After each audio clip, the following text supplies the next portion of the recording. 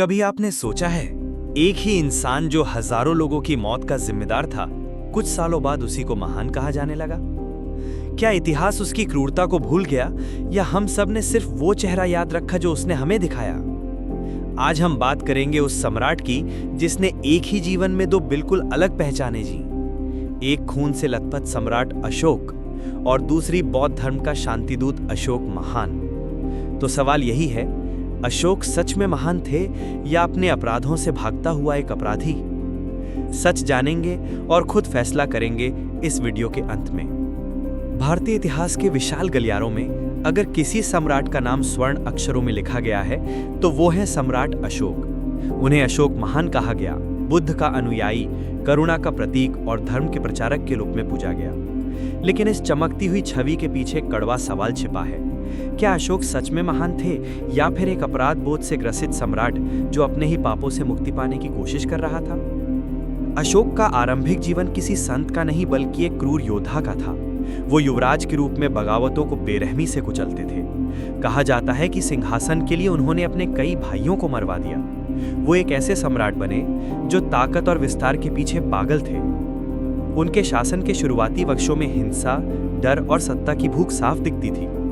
फिर आया कलिंग युद्ध, 261 ईसा पूर्व में लड़ा गया वो भीषण संग्राम जिसमें लगभग 1 लाख लोग मारे गए। युद्ध जीतने के बाद भी अशोक की आत्मा हार गई। युद्ध के मैदान पर बिखरी लाशें, रोती हुई महिलाएं और अनाथ बच्चे देखकर वो अंदर से टूट गए। उनके अपने शिलालेखों में लिखा है कि उन्हें इस युद्ध पर गहरा पछतावा हुआ।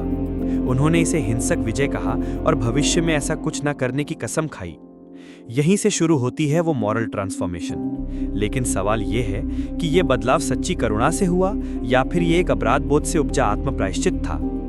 कलिंग युद्ध के बाद अशोक ने बौद्ध धर्म को अपनाया, ना सिर्फ व्यक्तिगत आस्था के रूप में बल्कि शासन की नीति के रूप में भी। उन्होंने धम्म की नीति लागू की जो अहिंसा, सहिष्णुता, दया और सामाजिक कल्याण पर आधारित थी। उन्होंने युद्ध त्याग दिया, पशु बलि पर रोक लगाई, अस्पताल बनवाए और अपने दूतों को श्रीलंका से लेकर ग्रीस तक भेजा, शांति और बौद्ध धर्म का संदेश फैलाने के लिए। युद्धकर्ता अशोक अब उपदेशक अशोक बन चुके थे। लेकिन कई इतिहासकार कहते हैं, क्या ये एक रणनीतिक चाल थी? क्या अशोक ने अपने हिंसक अतीत को धार्मिक आवरण में ढक दिया? क्या ये एक ब्रांडिंग थी, अपने पापों को छुपाने की कोशिश?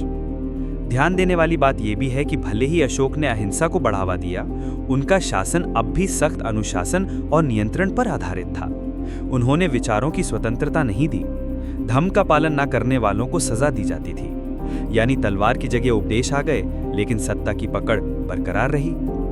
तो सवाल ये है, अशोक महान थे या अपराध बोध से ग्रसित एक सम्राट?